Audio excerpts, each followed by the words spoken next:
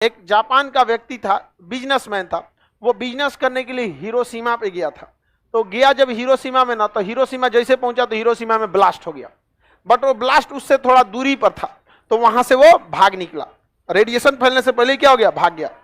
और फिर वो कहां गया, नागासाकी।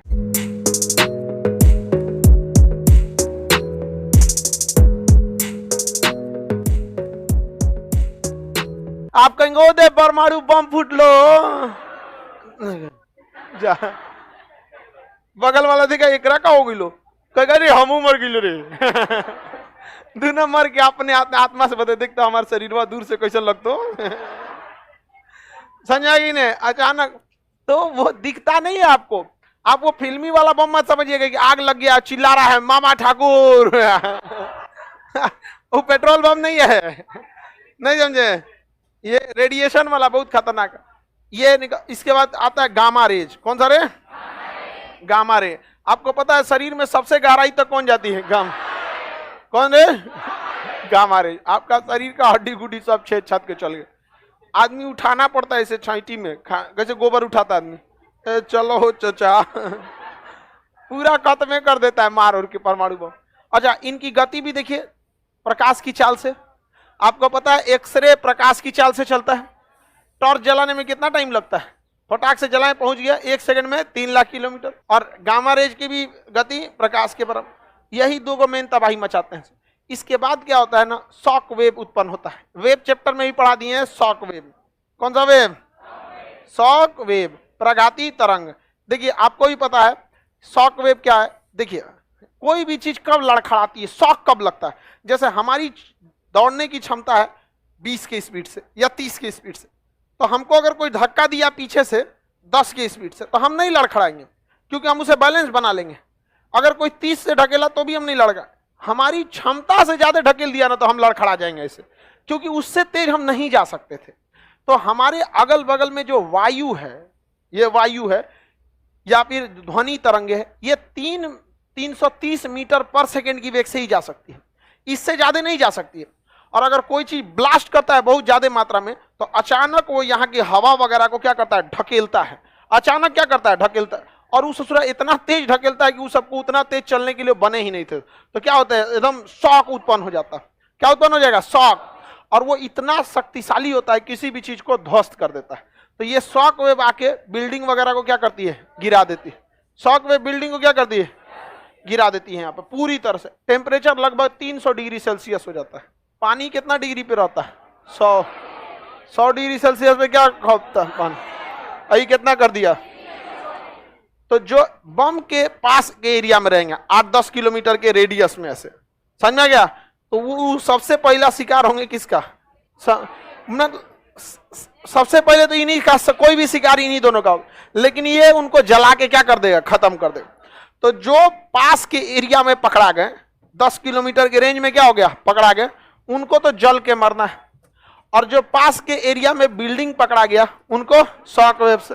अब बाकी आप अगर 70, 80, 100 किलोमीटर भी दूर है ना, तो ये देख रहे हैं एक्सरे वगैरह निकल रहा है, समझ में आ रहा है ना, एक्सरे और गामा रे जा रहा है यहाँ पे।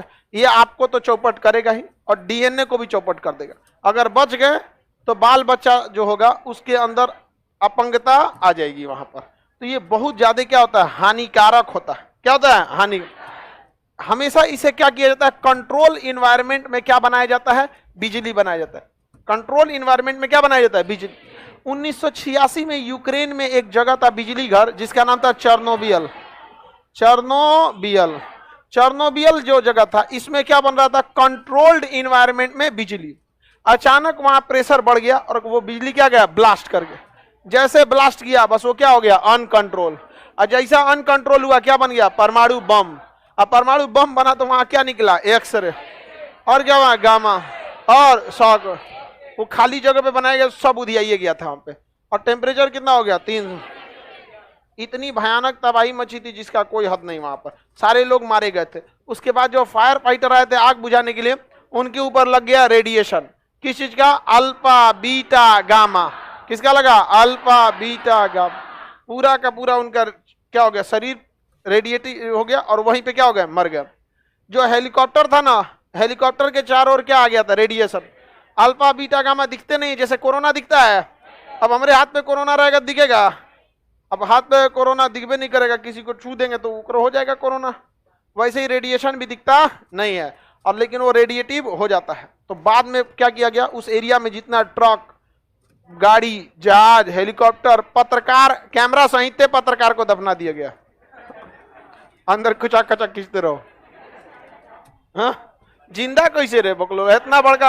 अरे काला खांसी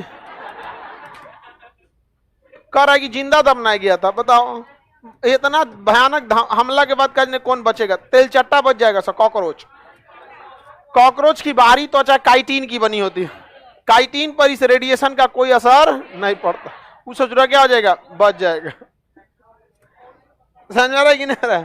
बच जाएगा। वहां पर आपके एरिया में जब कभी भी परमाणु विस्फोट हो जाए कभी, तो आप देखिए, अगर आपके अगले बगले में हो गया 10 किलोमीटर के रेडियस में, तो चुपचाप आप जाएंगे, आपको कोई बचा नहीं सकता।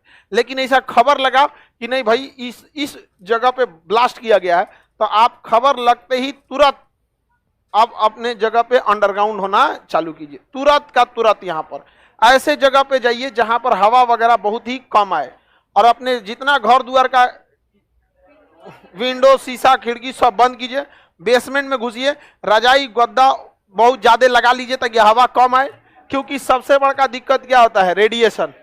समझ में आ गया कि नहीं? रेडिएशन। और इंतजार कीजिए कि कोई बचाने वाला आए। नसीब अच्छा रहेगा तो कोई बचाने वाला आएगा, आपको मास्क पहनाएगा रेडिएशन से बचने वाला, फिर बचा के ले जाएगा। ऐसा हुआ है एक बार। एक जापान का व्यक्ति था, बिजनेसमैन था, वो बिजनेस करने के लिए हिरोशिमा पे गया था। तो गया जब हिरोशिमा में ना, तो हिरोशिमा जैसे पहुंचा तो हिरोशिमा में ब्लास्ट हो गया। बट वो ब्लास्ट उससे थोड़ा दूरी पर था, तो वहां से वो भाग निकला। रेडिएशन फैलने से पहले क्या हो गया? भाग गया। और फिर वो कहां गया? नागासाकी। जब नागासाकी में पहुंचा तो वो मार दिया उसको। फिर वहां भी वो बच गया। अब जापानियों का नाम अजीब होता है, दिमाग में नहीं आता। अब भाई कोई राष्ट्रपति रहे तो आदमी याद कर लेता है मन से कि भाई 5 साल का फुर्सत हो जाएगा, याद कर लो। होता है कि नहीं होता है? उसका नाम ही नहीं ध्यान आ रहा है, लेकिन उससे जो गया नागासाकी में तो हुआ पटका गया। वहां से भी क्या हो गया? भागा वहां पे। अब भाग के गया कहां पे? क्वेटो में। तो क्वेटो में गया तो बिजली गिर गया उसके।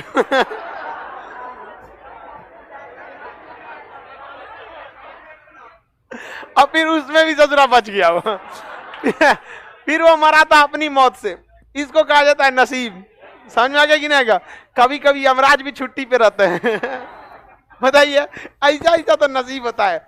अब बताइए, हमारे यहाँ के साइरस मिस्त्री साहब, टाटा के जो टाटा सन्स के सीईओ थे, वो रोड एक्सीडेंट में उनकी क्या हो गई? डेथ। हालांकि जो उन्होंने गलती किया वो अमूमन 99% लोग गलती करते हैं। सीट बेल्ट बट आगे के लोग पहनते हैं, और इवन जो पुलिस भी चालान काटती है ना, तो सीट बेल्ट बस आगे वालों का काटती है, पीछे वालों का नहीं है। सीट बेल्ट होता क्या है? सीट बेल्ट बहुत जरूरी होता है। वो आपकी गति को ना अचानक रोक लेता है, वरना गाड़ी आ रही है 100 की स्पीड में, टकराएगी तो अचानक 0 हो जाएगा, आप चल जाएंगे आगे। अब वो पता चला सीट जो है आगे, उस पर 100 की स्पीड से अब छाती लड़ जाएगा, सब किडनी, हार्ट, गुर्दा, फेफड़ा सब पचक जाएगा, इसे अंदर है जा। भाई आप खुद से सोचिए ना, आप 50 की स्पीड में दौड़ के दीवार से ऐसे टकराइए तो देखिए क्या हो रहा है। तो सीट बेल्ट जो होता है ना, सीट बेल्ट ये आगे आने नहीं देता। सीट बेल्ट की खासियत आराम से खींचिएगा तो खिंचाएगा, और जहां जबरदस्ती करेंगे नहीं खिंचाएगा। आपको सीट बेल्ट पढ़ा दिए हैं फिजिक्स में।